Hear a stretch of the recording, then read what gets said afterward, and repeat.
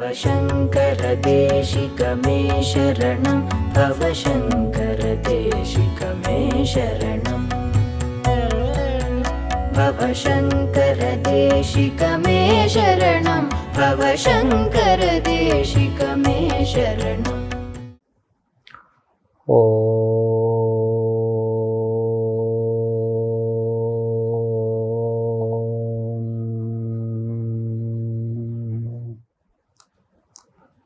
यो ब्रह्माणं विदधाति पूर्वं यो वै वेदांश्च प्रणोति तस्मै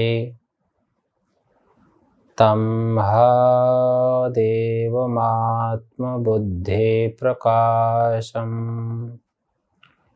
मुमुक्षुर्वै शरणमहं प्रपद्ये। ॐ शान्तिः शान्तिः शान्तिः। शङ्करं शङ्कराचार्यं केशवं बादरायणं सूत्रभाष्यकृतौ वन्दे भगवन्तौ पुनः पुनः। ईश्वरो गुरुरात्मेति मूर्तिभेदविभागिने व्योमवद्व्याप्तदेहाय दक्षिणामूर्तये नमः। ओम शांतिः शांतिः शांतिः। वेदांतो नाम उपनिषद प्रमाणम। उपनिषद प्रमाण को ही वेदांत से कहा जाता है, वेदांत शब्द से कहा जाता है। उसी उपनिषद के संदर्भ में आज के विचारणीय विषय अक्षर ब्रह्म।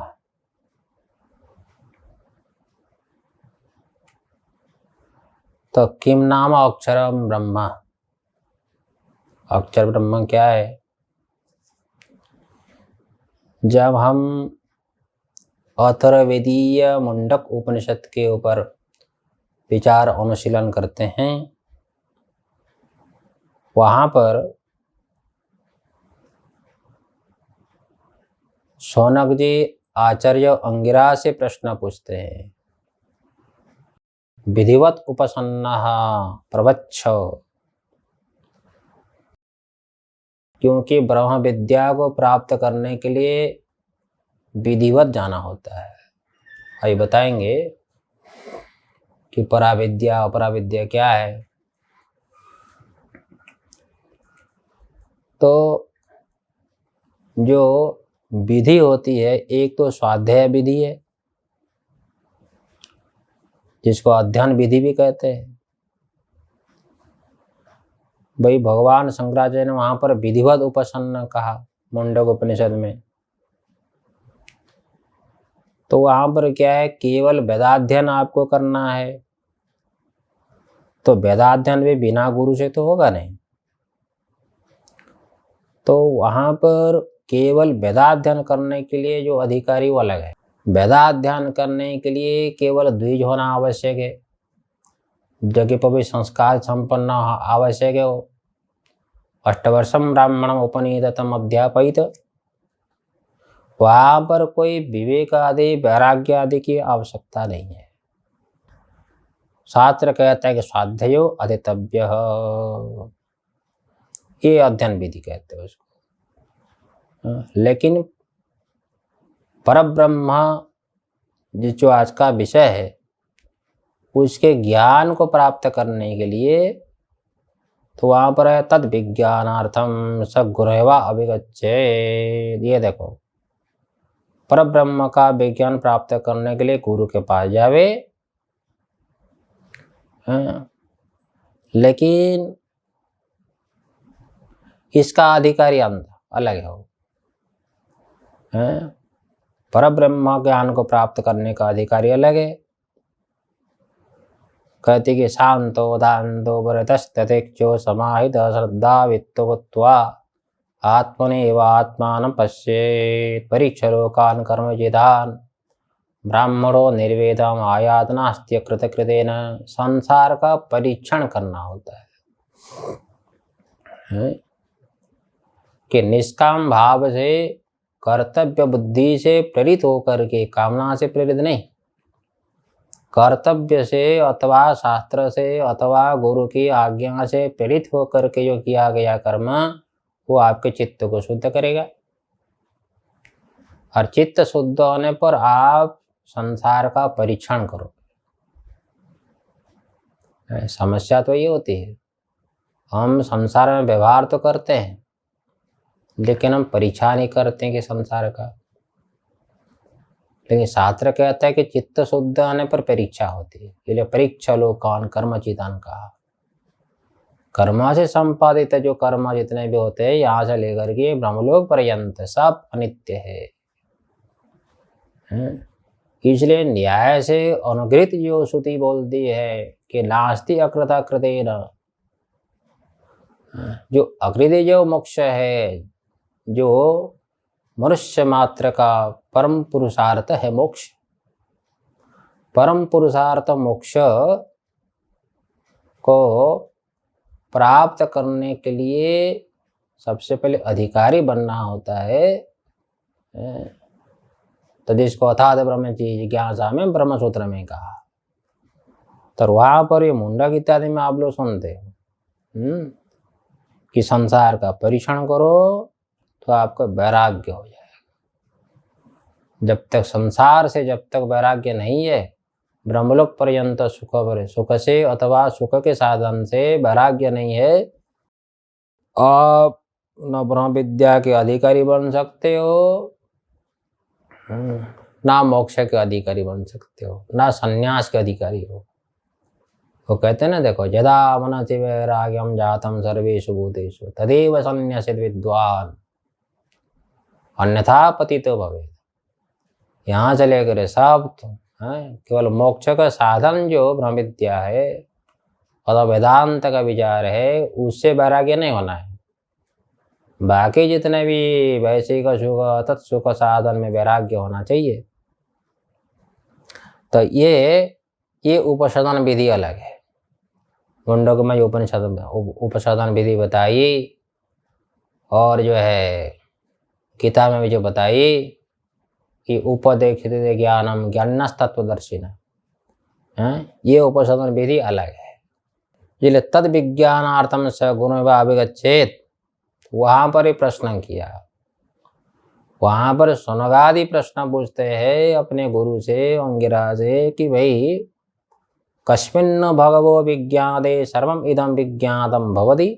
ये जी कौन सी वस्तु है जिसका विज्ञान प्राप्त हो जाने पर सब ज्ञात हो जाते हैं, कोई भी अज्ञात वस्तु अवशिष्ट नहीं रहती है। यही शौनक ने पूछा और मंडल आप लोग जानते हो। एकस्मिन् विज्ञाते सर्वम इदम विज्ञात भवति इति शिष्टम प्रवादम श्रुतवान शौनक, ऐसा बता दिया। ये तो मुंडक में आया। और जब छांदोग्य उपनिषद का विचार करेंगे तो वहां पर श्वेतकेतु, वहां पर श्वेतकेतु का संवाद है। तो श्वेतकेतु का संवाद है, श्वेतकेतु 12 साल का हो गया और पढ़ाई लिखाई घर में नहीं हो पाई। मान लो घर में एक ही संतान हो, ज्यादा जो है मोह होता है माता का। उद्दालक स्वयं विद्वान थे, परंतु माता जी का इतना मोह था, स्नेह था पुत्र के प्रति, श्वेतकेतु के प्रति, तो घर में नहीं पढ़ पाया। तो पिता ने कहा जो है घर में तो पढ़ नहीं सकते, तो तुम फिर जो है तुमको गुरुकुल में जाना होगा और वहाँ पर छात्रावास भी है, वहाँ पर पढ़ो। तो वहाँ पर 12 साल तक पढ़ा, देख लो। और 12 साल तक पढ़ा और 12 साल तक पढ़ करके आया। तो हमारे यहाँ अभी बताएंगे पराविद्या अपराविद्या। मुंडक में आया अपराविद्या पराविद्या सुन ले लो। तो वहां पर अपराविद्या क्या है? जितने भी शब्द राशि है, वेदांत का जो शब्द है वो भी अपराविद्या में आया। तो वहां पर शिक्षा, कल्पो, निरुक्तो, जो है इससे पहले ऋग्वेद, यजुर्वेद, सामवेद, अथर्ववेद, ये सब के सब क्या है? अपराविद्या है। ये अपराविद्या, पराविद्या नहीं है। वहां पर तो भगवान भाष्यकार कहते हैं कि जो भी शब्द है वो भी अपराविद्या है। जो वेदांत सुन रहे हो ना, ये भी अपराविद्या है, पराविद्या नहीं है। वहां पर कहा ना, द्वे विद्ये वेतव्ये। मुंडक श्रुति कहती है कि 2 प्रकार की विद्या जाननी चाहिए। पहले तो अपराविद्या बोल दी है। वेद आदि, वेद के अंतर्गत वेदांत भी आ गया। वो भी वेदांत का जो शब्द मात्र है ना, वो भी अपराविद्या है। क्योंकि शब्द मात्र से तो अज्ञान की निवृत्ति होती नहीं है। मान लो किसी तोते को जो भाई सिखा दो कि हम ब्रह्मास्मि, हम लोगों से 100 गुना अच्छा भी बोल देगा तोता, लेकिन अहम शब्द का अर्थ क्या है, ब्रह्म शब्द का अर्थ क्या है, उनको ज्ञान ही नहीं है। उनको समझ में ना, उसमें जो है योग्यता नहीं है। जैसे ये तर्क संग्रह है ना, बंधिना सिंचेत। बंधिना के मतलब बन्नी, देखो बंधिना तृतीय के एक वचन, पढ़ने के द्वारा, सिंचित मतलब सिंचाई करे पौधे की। क्योंकि सिंचन क्रिया करणत्व, सिंचन क्रिया करणत्व जल में है, अग्नि में नहीं है। समझ में ना, जल में है। इसलिए केवल शब्द मात्र है, अर्थ का बोध नहीं होता, क्योंकि योग्यता नहीं है। सिंचन क्रिया करणत्व जल में है, बंधी में नहीं है। ठीक इसी प्रकार से हम शरीर को मैं मान रहे हैं, मन बुद्धि इंद्रिय को मैं मान रहे हैं, तो अहम अर्थ शरीर है अथवा चिदाभास समझ लो। जब तक शरीर आदि में अहम बुद्धि है, तब तक आपको अर्थ का बोध कहाँ हो रहा है? समझ में ना, इसलिए योग्यता नहीं होती है। इसलिए ब्रह्म के साथ एकत्व जो कहा गया, वो अहम शब्द का लक्ष्यार्थ के साथ एकत्व है, अहम शब्द का वाच्यार्थ के साथ एकत्व नहीं है वो। ठीक, इसलिए ये जो वेदांत जो शब्द है ना, वो भी अपराविद्या है, पराविद्या कोटि में नहीं है वो। मुंडक में इसलिए शब्द राशि भी अपराविद्या है। पराविद्या क्या है? यया तत्क्षणम अधिगम्यते सा परा, मुंडक में कहते हैं। ठीक इसी प्रकार छांदोग्य में इस संदर्भ में आया, जो श्वेतकेतु पढ़ करके आया, पिताजी स्वयं विद्वान है, विद्वान है इसलिए जान लिए। ये तो विद्या को लेकर नहीं आया, ये तो अविद्या को लेकर आया है।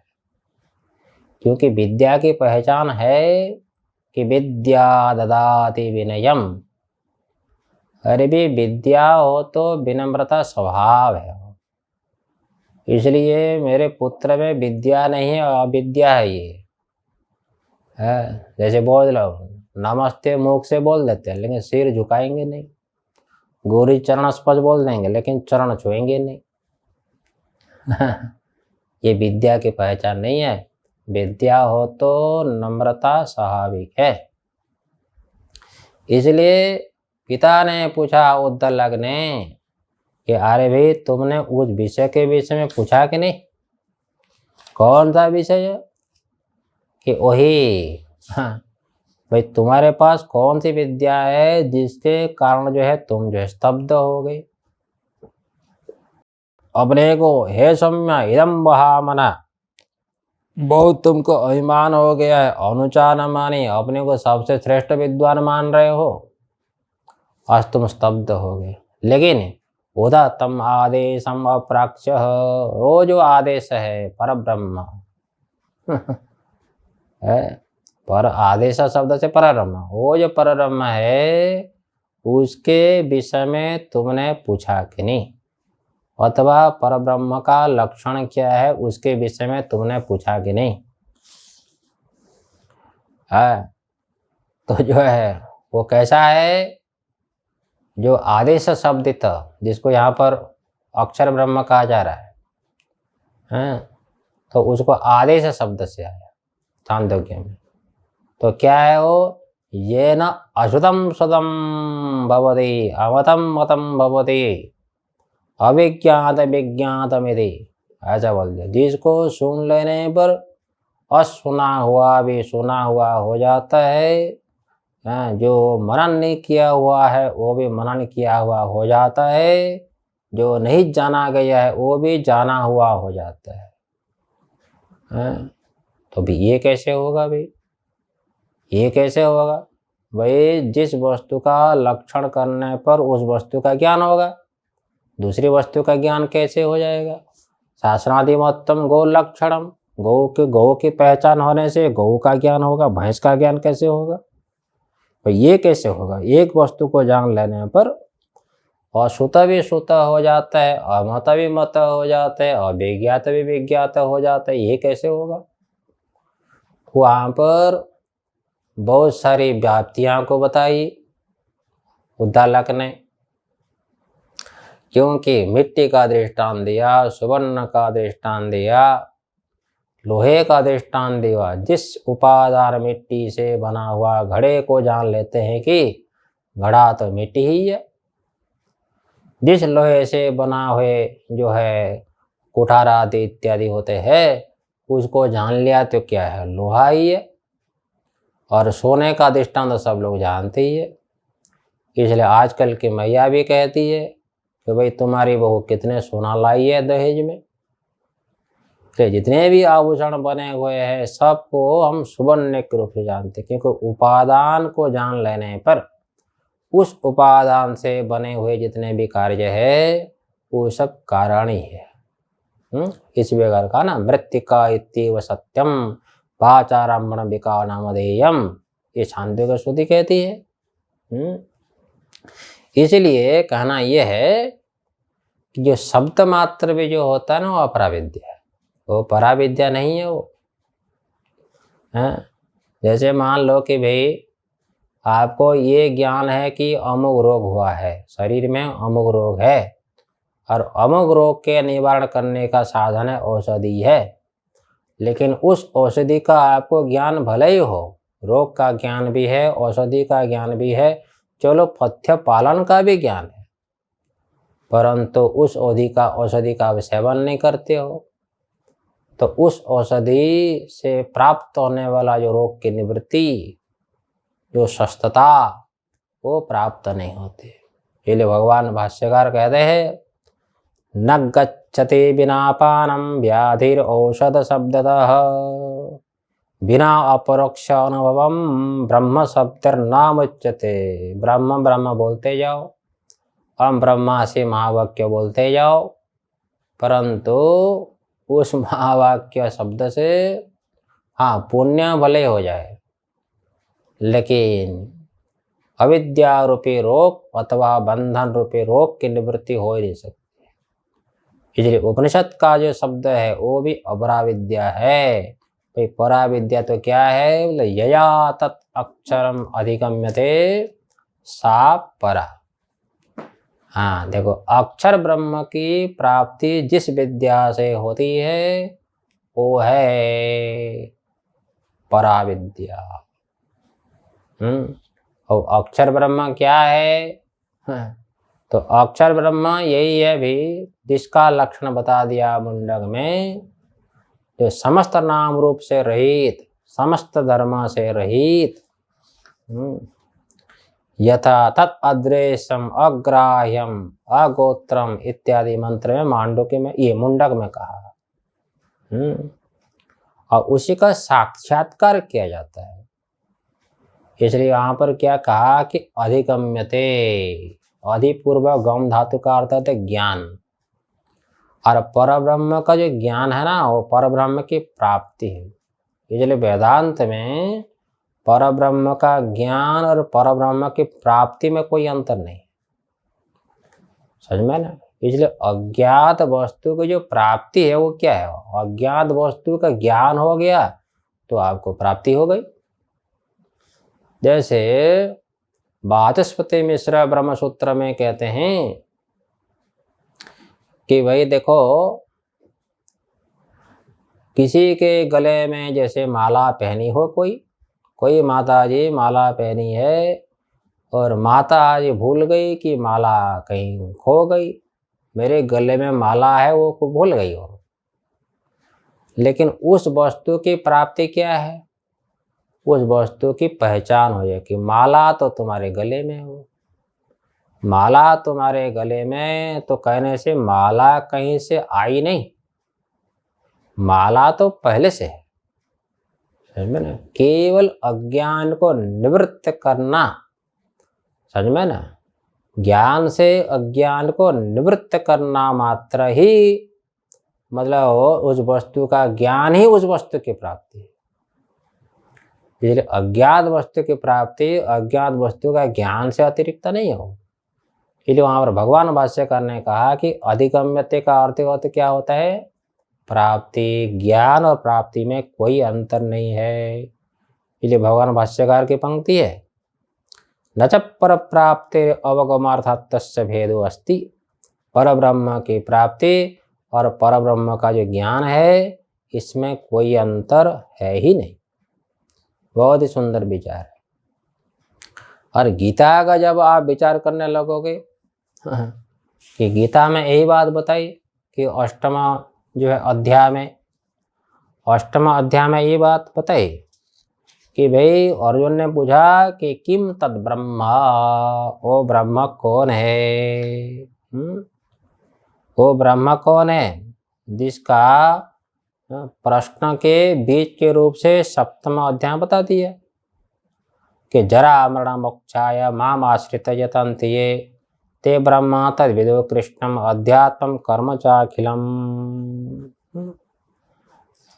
बोलते हैं कि समस्त बंधन जन्म मृत्यु चक्र से छूट जाते हैं जो मुझे जानता है, मुझ ब्रह्म को जो जानता है। इसलिए वो ब्रह्म कौन है? जिसको जान लेने पर समस्त बंधन से निवृत्ति हो जाती है, वो जो ब्रह्म कहा है, वो ब्रह्म कौन है? ये अर्जुन पूछा, किम ब्रह्मा, वो ब्रह्म कौन है? और उसी को क्या बोल दिया कि किम तद ब्रह्मा। तो भगवान ने कहा कि अक्षरम परमम ब्रह्मा है। देखो अक्षर ब्रह्मा, देखो एक अक्षर बोल दिया और दूसरा है परम बोल दिया भाई। कि जिसका क्षय हो जाता है वो तो क्षर हो गया, क्षरते थी क्षर है ना। और जिसका जो है क्षर नहीं होता है, नाश नहीं होता है, वो अक्षर। लेकिन क्या है, व्याकरण में मीमांसा शास्त्र में शब्द को नित्य मानते हैं। शब्द नित्य है, वैदिक शब्द तो नित्य है ही, वेदांती भी वैदिक शब्द को नित्य मानता है। लेकिन वेदांती वैदिक शब्द को ऐसे नित्य नहीं जैसे आत्मा को नित्य मानते हैं। क्योंकि वेद अपुरुष है वो, जब तक प्रलय, जब तक जगत का लय नहीं होता है तब तक वेद नित्य है। वो हालांकि छोड़ो, कोई बात नहीं। जो वैयाकरण लोग शब्द को नित्य नित्य मानते हैं, उसी को कोई ब्रह्म ना समझे। इसलिए यहाँ पर लिख दिया है कि परम, वो ब्रह्म शब्द रूपी नहीं है, वो ब्रह्म अलग है। अक्षरम परम ब्रह्म कहा, वो अक्षर ब्रह्म निर्विशेषी हो। उस निर्विशेष ब्रह्म को आत्म रूप से साक्षात्कार करना ही यही जीवन का लक्ष्य है। इसलिए उसको दृढ़ अपरोक्षतया परब्रह्म का साक्षात्कार करना चाहिए। इसलिए महोपनिषद में कहा कि तरवोपि जीवन्ते जीवन्ते पशुपक्षिणः स जीवति मनो यस्य यह मननेव उपजीवति। इसलिए हम मनन करें, इसलिए श्रवण पूर्वक मनन करें, धर्म है ना। क्योंकि श्रवण किया और अपरोक्ष ज्ञान आपको नहीं हुआ। क्योंकि ये जो प्रपंच दिखाई दे रहा है, ये जो प्रपंच का जो भ्रम है, जगत को सत्य मान लेना, शरीर को मैं मारा मान लेना, ये जो भ्रम है ये अपरोक्ष भ्रम है। ये जो जगत का जो भ्रम है अथवा शरीर में अहम बुद्धि महाबुद्धि, ये जो भ्रम है अपरोक्ष भ्रम। ये अपरोक्ष भ्रम की निवृत्ति परोक्ष ज्ञान मात्र से नहीं होती है। जैसे मान लो सर्प का भ्रम आपको यदि सामने है, अपरोक्ष है, तो कोई आकर के बोल दिया कि ये तो रसी हो, यम रज्जु हो, इतने ज्ञान मात्र से सर्प विषक भ्रम के निवृत्ति नहीं होती है। और सर्प भ्रम के निमित्त से भय की भी निवृत्ति नहीं होती, दुख की निवृत्ति भी नहीं होती। इसलिए अपितु उसके पास में जाकर के ये तो रसी ही है, ऐसा अपरोक्ष ज्ञान होना चाहिए, है ना। व्यवहार हम देखते हैं कि अपरोक्ष अधिष्ठान का अपरोक्ष ज्ञान मात्र से अज्ञान की निवृत्ति, अज्ञान भी अपरोक्ष है, समझ में ना, अज्ञान भी अपरोक्ष है। कौन सा अज्ञान है? स्वरूप को विषय करने वाला जो अज्ञान है ना, स्वरूप को विषय करने वाला जो अज्ञान है, इसको मूला विद्या भी कहते हैं। मूला विद्या तुला विद्या बोलते हैं, वो उसके प्रसंग में विचार नहीं करना है। तो स्वरूप को विषय करने वाली जो मूला विद्या है वो अपरोक्ष है, साक्षी से अपरोक्ष है। साक्षी से जो अपरोक्ष है उसकी निवृत्ति ये परोक्ष ज्ञान मात्र से नहीं होती है, समझ में ना।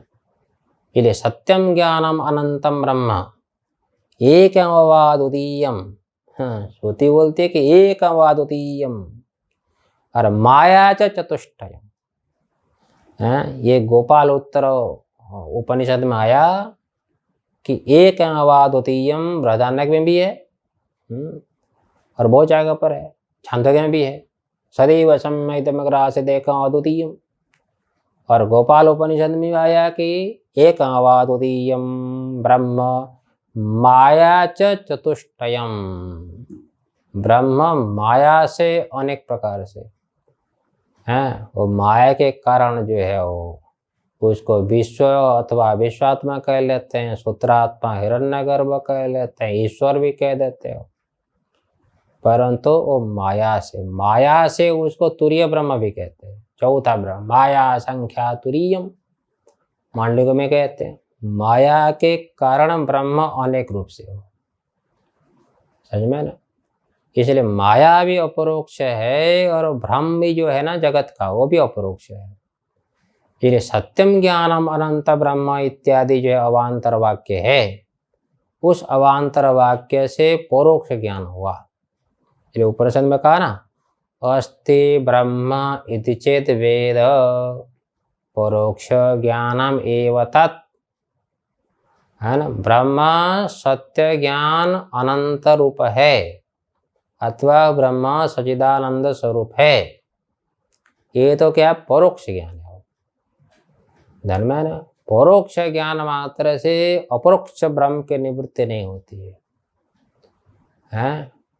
और इसलिए श्रवण तो करो, चलो महावाक्य का श्रवण कर भी लिया, महावाक्य का श्रवण कर भी लिया, लेकिन महावाक्य का श्रवण करने से अपरोक्ष ज्ञान तो होता है, लेकिन नारायण दृढ़ नहीं होता है ना। इसलिए मनन करना होता है, मनन करना होता है, क्योंकि मनन जब करोगे तो आपको संभावित ज्ञान होगा कि सारा प्रपंच तो मिथ्या है ना। स्वप्नादि दृष्टांत के आधार पर, रज्जु सर्प के दृष्टांत के आधार पर समस्त दृश्यत्वावचेन समस्त प्रपंच में जब मिथ्यात्व का बोध होता है तो ब्रह्म अक्षर है, मतलब निर्विशेष पर ब्रह्म है, ब्रह्म निर्विशेष पर है। क्योंकि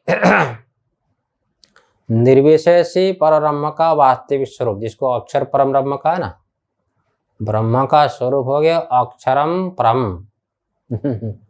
मतलब निर्विशेष पर ब्रह्म है। तो ब्रह्म निर्विशेष इसलिए है, निर्गुण निराकार इसलिए है क्योंकि उसका संबंध किसी के साथ बनता ही नहीं है वो है। उसका संबंध किसी के साथ बने तो सविशेष होगा ना। हाँ? जैसे मान लो आप अपने को साक्षी मानते हो, है ना। जैसे कहा ना, क्षेत्रज्ञम चापि मां विद्धि सर्व क्षेत्रेषु भारत। जितने भी दिखाई दे रहा है वो हो गया दृश्य, आप हो गए दृष्टा। जितने भी दिखाई दे रहा है वो हो गया साक्ष्य, आप हो गए साक्ष्य। इसलिए आपको तब तक साक्षी कहा जाएगा जब ये साक्ष्य हो तो है। इसलिए स्वप्न का साक्षी आत्मा तब तक होगा जब स्वप्न है तो। लेकिन आपको यदि बोध हो जाए दृश्य दृष्टा से भिन्न है ही नहीं, दृष्टा की ही सत्ता दृश्य में दिखती है, तो साक्षी का साक्ष्य धर्म भी नहीं रहता है। इसलिए शास्त्र कहता है कि जो है न साक्षरम साक्ष्य धर्मा, साक्ष्य में साक्ष्य का धर्म नहीं होता है ना। इसलिए कहा ना संस्पृशन्ते विलक्षणम, साक्षी तो साक्ष्य से अत्यंत विलक्षण होता है। इस अत्यंत विलक्षणता साक्षी जो है असंग है। पांडुके में सुनते हो, उपनिषद में सुनते हो, अत्र अयम पुरुष स्वयं ज्योति ही असंगो ही अयम पुरुष। यदि भी जागृत में जो आत्मा है असंग है, फिर भी बोध नहीं होता है कि संसार अनादिकाल से इसको आप सत्य मान रहे हो, है ना। एक जन्म का संस्कार नहीं है ये। संसार को सत्य मानना, इस शरीर को मैं और मेरा मान लेना, ये अनादिकाल का संस्कार है। ये अनेक जन्म का है। बहुत जन्मांतराभ्यासात् देहादिषु आत्मनिक्षणात् पुनर्पुनरुदित्येव जगत सत्य तो धीरे। इसलिए मनन से संभावित ज्ञान तो हुआ है ना। वेदांत का श्रवण करने पर अक्षर परब्रह्म का, निर्विशेष परब्रह्म का ज्ञान तो हुआ। एकवा द्वितीयम, सजातीय स्वगत विजातीय भेद, ये तीन कहते हैं ना। सजातीय भेद, स्वगत भेद और विजातीय भेद। ब्रह्म समस्त भेद से रहित है, इसलिए एकम द्वितीयम, ये तीन विशेषण देते हैं। ध्यान में ना, उसको भी थोड़ा समझ लो कि सजातीय तब होगा यदि अनेक चेतन हो तो, अनेक चेतन हो तो सजातीय भेद होगा। जैसे वृक्ष से और अतिरिक्त वृक्ष हो तो वृक्ष का सजातीय होगा। लेकिन अनेक चेतन में कोई प्रमाण नहीं है, ध्यान में ना। अनेक सत्य में कोई प्रमाण नहीं है, अनेक आनंद में कोई प्रमाण नहीं है ना। इसलिए सजातीय स्वरूप ब्रह्म का कोई है ही नहीं दूसरा। इसलिए ब्रह्म में सजातीय भेद भी नहीं होता है और विजातीय भेद भी नहीं होता है। ब्रह्म से अतिरिक्त किसी की सत्ता है ही नहीं, न माया की सत्ता है, माया से कार्य जगत की सत्ता है कि नहीं। इसलिए ब्रह्म में विजातीय भेद भी नहीं होगा। अब ब्रह्म तो निरवयव है ही नहीं, ये क्या सावयव है ही नहीं, स्वगत भेद कैसे होगा। शाखा में तो स्वगत भेद होता है, ब्रह्म में स्वगत भेद कैसे होगा, है ना। इसलिए ऐसा सजातीय विजातीय स्वगत भेद से रहित जो है वही अक्षर परब्रह्म है। वही अक्षर परब्रह्म का ज्ञान परोक्ष तो हो गया, लेकिन अपरोक्ष ज्ञान नहीं होता नारायण। अथवा अपरोक्ष ज्ञान हो भी गया श्रवण मनन से, लेकिन अनादिकाल का संस्कार है। जगत को सत्य मानने का संस्कार, शरीर को मैं और मेरा मानने का संस्कार, है ना। इसलिए उस अपरोक्ष ज्ञान को प्राप्त करने के लिए कह लो, अथवा दृढ़ अपरोक्ष ज्ञान को प्राप्त करने के लिए बार बार निध्यासन करना होता है। इसलिए कहा ना, आत्मा वरे श्रोतव्य मंतव्य नित्यध्यासितव्य, ये श्रुति बोल दी है। यही ब्रह्म विद्या की प्राप्ति का अंतर का साधन कोई है तो श्रवण मनन निध्यासन। बाकी जितने भी साधन तो वो क्या है, योग्यता के लिए, कर्म है, उपासना है, ये सब वेदांत का विचार करने की योग्यता के लिए, समझ में ना। इसलिए वेदांत का श्रवणादि जो कर पा रहा है उनके लिए अन्य कुछ करने की आवश्यकता नहीं है ना। इसलिए जो वेदांत का आसुप्ते रामृते कालम नयत वेदांत चिंतया, इसका जो कर पा रहा है उसके लिए अन्य कोई साधन की आवश्यकता है। वेदांत का विचार आपको ज्ञान तो प्राप्त करेगा अक्षर परब्रह्म का, लेकिन आपको अधिकारी भी बना देगा। हाँ, ये वेदांत विचार से और कोई श्रेष्ठ साधन है नहीं। दिने दिने वेदांत श्रवणाद भक्ति सन्निधा गुरु शुश्रूषया लब्धा किच्छ्रास्यति फलम लभेत। जैसे भागवत में देखो, भागवत श्रवण का जो फल है वो फल किसी से प्राप्त नहीं होता है। श्रवण विचार, ये श्रवण माने ध्यान विचार करना चाहिए। चाहे श्रवण से परोक्ष ज्ञान हो, श्रवण से अपरोक्ष ज्ञान हो, उसमें कोई मतलब नहीं। लेकिन परब्रह्म का साक्षात्कार रूप जो ज्ञान है, अज्ञान को निवृत्त करने वाला जो ज्ञान है, जिसको पराविद्या कहते हैं, उसके लिए तो श्रवण मनन निध्यासन अत्यंत आवश्यक है। इसलिए उस अक्षर परब्रह्म से ये जगत की अतिरिक्त सत्ता नहीं है, जीव की भी अतिरिक्त सत्ता नहीं, माया की भी अतिरिक्त सत्ता नहीं। श्रुति बोलती न प्रत्यक ब्रह्मणोर भेद न ब्रह्म सर्गयो हो यो प्रज्ञा विजानाति स जीवन मुक्त उच्यते। देखो भैया, हाँ, इसलिए जीवन मुक्ति का अनुभव करने के लिए कुछ करने की आवश्यकता नहीं। इस प्रकार प्रज्ञा आपको उत्पन्न हो जाए, ना जगत परब्रह्म से भिन्न है, न माया जगत से भिन्न है, ना जीव परब्रह्म से भिन्न है। इस प्रकार ये प्रज्ञा है, इस प्रज्ञा का अभ्यास करने के लिए, उस प्रज्ञा में निष्ठा होने के लिए वो वैराग्य की आवश्यकता है। वो तो ठीक है। तेना तक तेना वंचिता माँ गृधा सिद्धनम, माँ गृधा कस्य सिद्धनम है। इसलिए ज्ञान की रक्षा कह लो अथवा ज्ञान का अभ्यास करने के लिए वो वैराग्य की आवश्यकता है। लेकिन ज्ञान तो वेदांत का विचार से होगा। इसी के लिए ही ये मनुष्य जीवन है। अच्छा, और रही बात थोड़ी सी, उस अक्षर परब्रह्म का यदि साक्षात्कार हो जाए तो अविद्या की निवृत्ति हो जाएगी। लेकिन अविद्या की निवृत्ति तो अतिरिक्त पदार्थ हो गई है। अविद्या तो चलो ठीक है, ब्रह्म विद्या से अविद्या की निवृत्ति हो गई, लेकिन अविद्या निवृत्ति तो अतिरिक्त पदार्थ हो गई। बोलते नहीं है, क्योंकि अविद्या की जो निवृत्ति है वो अधिष्ठान ब्रह्म से भिन्न है ही नहीं। जैसे सर्प की निवृत्ति ज्ञात रस्सी से भिन्न नहीं है, इसी प्रकार अविद्या की निवृत्ति अधिष्ठान ब्रह्म से भिन्न है ही नहीं। इसलिए अद्वैत सिद्धि इत्यादि ग्रंथों में है, निवृत्तिरात्मोहस्य ज्ञातत्वेनोपलक्षितः उपलक्षणानाशेपि स्यात् मुक्ति पाचकादिवत्। जैसे मान लो कोई भोजन बना रहा है, वो है पाचक, लेकिन जिसमें पचन क्रिया नहीं है वो पाचक तो नहीं है, उसको भोजन बनाना तो नहीं कह सकते, लेकिन व्यक्ति तो रहेगा।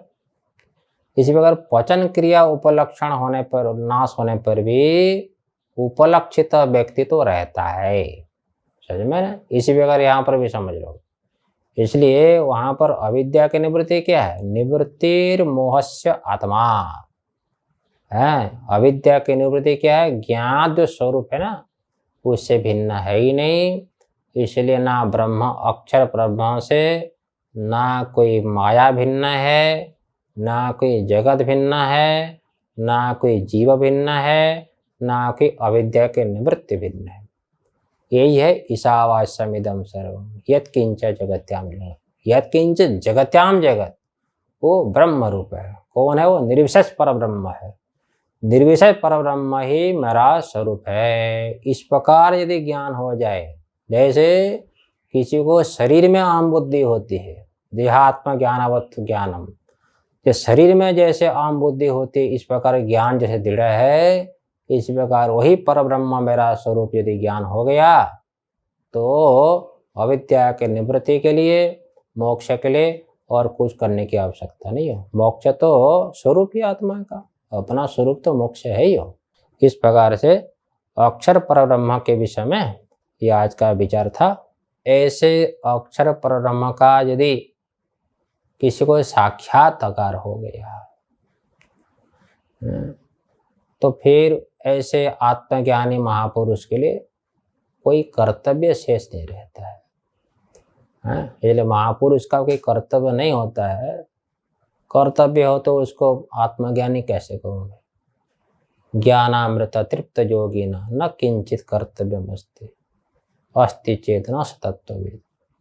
परंतु ऐसे महापुरुष के चरणों में यदि कोई समर्पित हो जाता है, उसका अनुग्रह किए बिना महापुरुष रहते नहीं।